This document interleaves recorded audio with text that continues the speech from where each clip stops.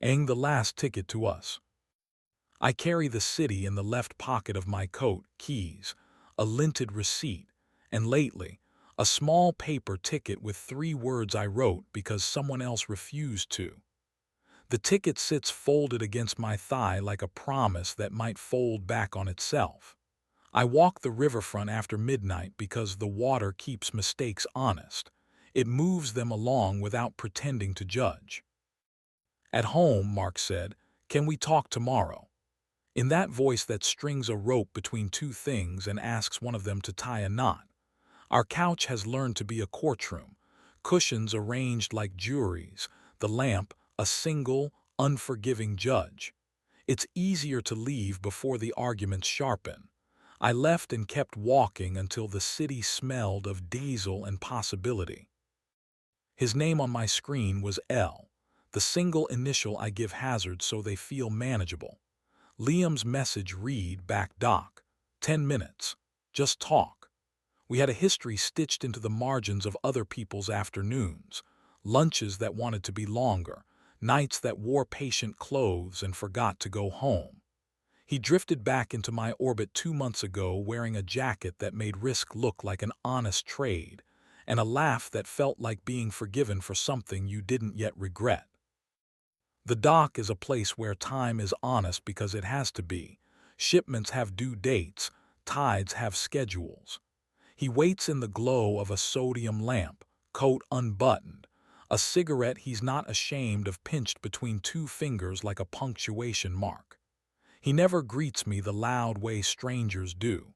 He tilts his chin and the world fills in the rest. You came, he says, and acts surprised like the word hasn't carried the weight it sometimes does. I came to return something, I say. Your sense, he laughs. No, don't answer that. Your name, I tell him. It's been hanging on my mouth like a coat I meant to drop. He produces a stub of a ticket from his pocket, blank on the back, with a frayed edge and a hospitality to walking too close to danger. He sets it between us as if it were a map. 3 words, he says, and hands me a ballpoint. Why are you here? 3 words is a cruel assignment. It makes honesty look like a spice, not a meal. But I've always liked to push the edge of small ceremonies. I write proud at breakfast, and under it in a smaller hand, touch before arguing. He looks at the words like they've announced a coup. He doesn't touch me. He sets his knuckles on the cold rail as if the metal will justify him. Does he know? He asks. He knows the apartment is quieter than usual, I say. The answer is true and not true. Omar knows the silence and pretends not to catalog it like evidence. Liam's mouth tightens. He points at the water. We could fall into it and blame the current, he says. Or we could do the less dramatic thing and talk until dawn ruins our courage. We climb the dock steps and the river drafts around our calves with impatience. We talk the kind of sentences people spend weekends practicing. Small apologies, larger refusals, the thrill of a truth that keeps its balance.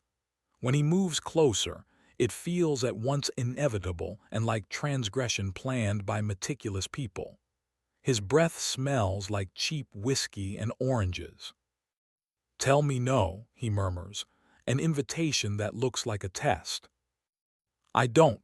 We meet in an economy of inches.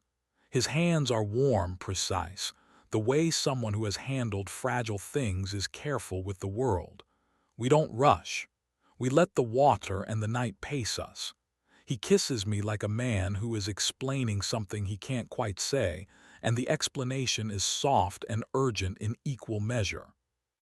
There's a technique to desire after 2 months of avoiding it. Respect the pause. Map forgiveness with a fingertip. His palm slides under my jacket and rests like an oath, then moves with an engineer's patience. When he guides my hand, it is with the steadiness of a locksmith finding pins, focused, methodical, kind. I let him because the city is quiet here, and because leaving is harder after the body remembers a certain grammar of care. After, he pats the ticket with the same reverence others reserve for rosaries. "We already cheated," he says, the admission a small, public thing in the pale light. "We cheated the second we started telling each other the truth before we said it at home." "I know," I say. The river throws back a sliver of moon, and I feel it on my shoulders like an undecided verdict. He folds the ticket and slides it into my pocket like a temperature check. "I booked a room," he says, casual as weather. "Refundable. We can stand at a window and not touch for 60 seconds just to remember what ceremony is like, or we can be less heroic and sleep." "I'm tired of being clever," I admit. "Clever keeps you awake," he says. "Accurate gets you home." We make a rule that isn't noble. If either of us wants to make the night mean less shame and more thought, we text the word doc and the other makes tea. We promise to argue with hands on each other first, because proximity confuses anger into a softer form. It's the kind of compact two city guys might write on a napkin and forget to notarize.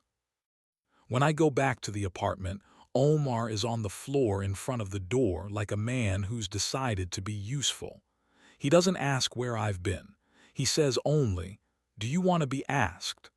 As if the question itself could stagger towards comfort. "Please," I answer, "ask me." "Are you lonely?" he asks. "Sometimes," I say. It's a small, true thing like a lemon cut open and the juice that follows. Not here, not when you ask first, not when the kettle outruns the reasons. He reaches for my wrist, sets his hand on my forearm like a vet checking pulses. His thumb draws a calm line there, and I feel less like a map and more like a room with windows. "I feel useful," he says. "I want to be wanted before I'm useful." We make tea, and in the steam the rules feel a bit more sacred. Touch first, argue second, report later. I take the ticket from my pocket and pin it beneath the lemon magnet on the fridge so Proud at breakfast faces the room. He reads it and writes below it tomorrow, "Keep the torque." He's not smiling, but his mouth has the gentleness of someone assembling furniture without instructions. Days go like that, small, stubborn acts. Liam texts a weather check in the morning, "Was the kettle victorious?" And I answer with a memory. Sometimes we fail.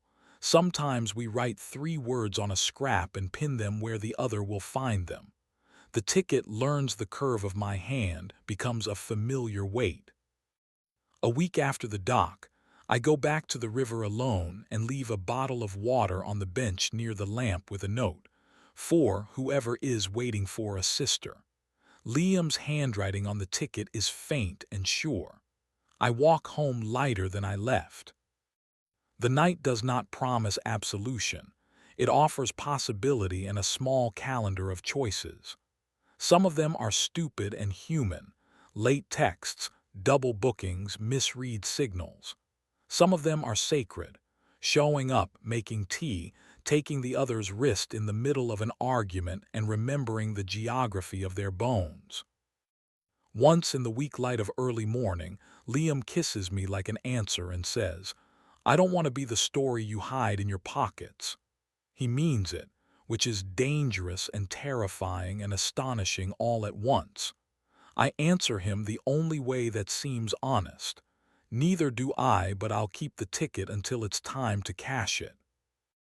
We learn to live in the margin between what we promise and what we do. Omar counts the spoons when the dishes are done. He knits patience out of small rituals. Liam texts late at night from his shift, short weather, rain. I send back coffee emoji and a promise that may or may not be binding. We keep the rules like tools we are still learning to use.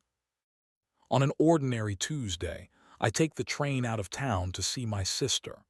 I fold the ticket into the inside seam of my jacket like a note to an absent god. When I return, Liam meets me at the dock with 2 coffees and a grin that isn't apologetic but is honest.